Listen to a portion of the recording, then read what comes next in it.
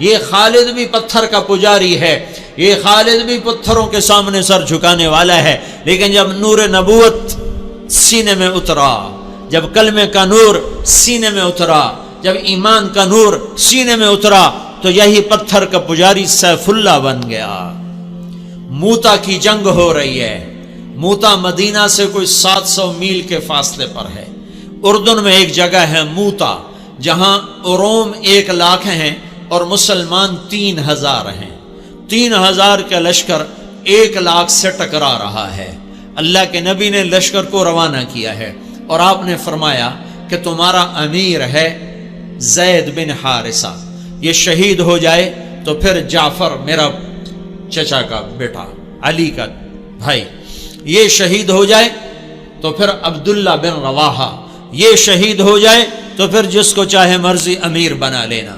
ایک یہودی کھڑا سن رہا تھا، وہ کہنے لگا ان تینوں کو شہادت کی بشارت، نبی جو کہا کرتا ہے اگر کے ساتھ، وہ اگر بھی حق ہوتا ہے، وہ اگر بھی شک نہیں ہوتا، وہ حق ہوتا ہے۔ یہ 3 وصیت کر کے جائیں، یہ واپس نہیں آئیں گے۔ تو میں موتا کے میدان میں گیا ہوں 1991 میں، جہاں یہ جنگ لڑی گئی، اور وہاں جو شہداء ہیں ان کی قبروں کی زیارت کی، ایک ایک قبر پہ جا کے فاتحہ پڑھی۔ تو ایک لمبا چوڑا میدان ہے اور 3000 کے لشکر کے آگے 1 لاکھ آگے۔ تو زید رضی اللہ عنہ لڑتے لڑتے شہید ہو گئے۔ اللہ کے نبی مسجد نبوی میں بیٹھے ہوئے ہیں، بیچ میں 700 میل کا فاصلہ ہے، تو مسجد بھری ہوئی ہے۔ آپ نے ایک دم کہا، وہ زید آگے بڑھا اور جھنڈا اٹھایا اور بے جگری سے لڑا اور وہ شہید ہو گیا اور وہ جنت میں چلا گیا 700 میل دور۔ پھر آپ نے کہا اب جھنڈا جعفر نے اٹھایا ہے اور وہ آگے بڑھ رہا ہے، اور وہ آئے ہے جعفر کی عمر تھی 33 سال۔ جب یہ آگے بڑھے تھے ان کو بچے یاد آ گئے، 3 بچے، اون، عبداللہ، محمد۔ ان میں اون اور محمد یہ کربلا میں شہید ہوئے۔ ایک بیٹے عبداللہ بچے، جیسے حسین کے ایک بیٹے زین العابدین بچے۔ ساری جعفر کی اولاد عبداللہ سے ہے، ساری امام حسین کی اولاد زین العابدین سے ہے۔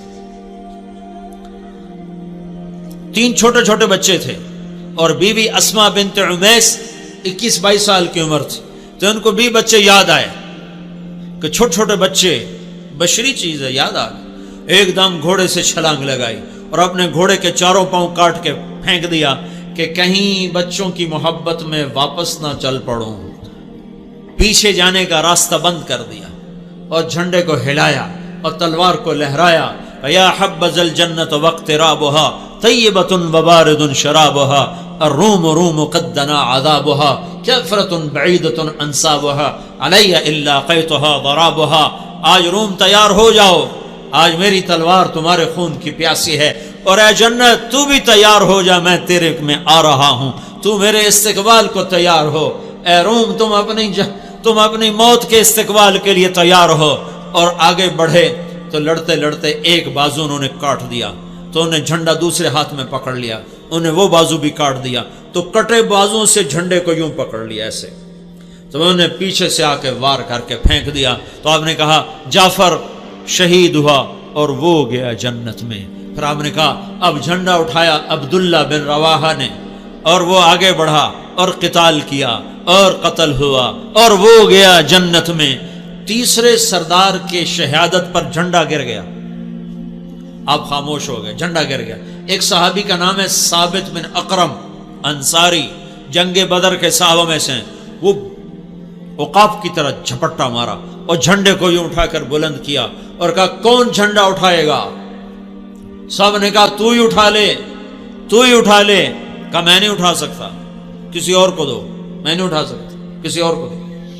تو بیچ میں ایک آدمی، پتہ نہیں کون آدمی، تاریخ خاموش ہے، بیچ میں ایک آواز آئی خالد بن ولید کو دیا جائے۔ تو سب نے کہا ہاں ہاں ہاں خالد کو دیا جائے۔ تو خالد بن ولید رضی اللہ تعالیٰ عنہ فرمانے لگے میں تو نیا مسلمان ہوں، یہ ان کی پہلی جنگ تھی، پہلی ادھر مسلمان ہوئے، ادھر یہ جنگ آ گئے۔ فرمانے لگے میں تو نیا مسلمان ہوں، کسی پرانے جنگ بدر والے، احد والے کو جھنڈا دیا جائے۔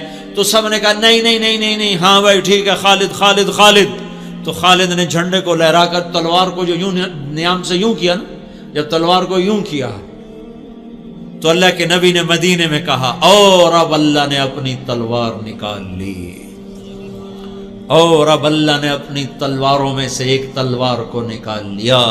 ثم صلی اللہ سیفا من سیوفہ، یہاں سے خالد کا نام سیف اللہ پڑ گیا۔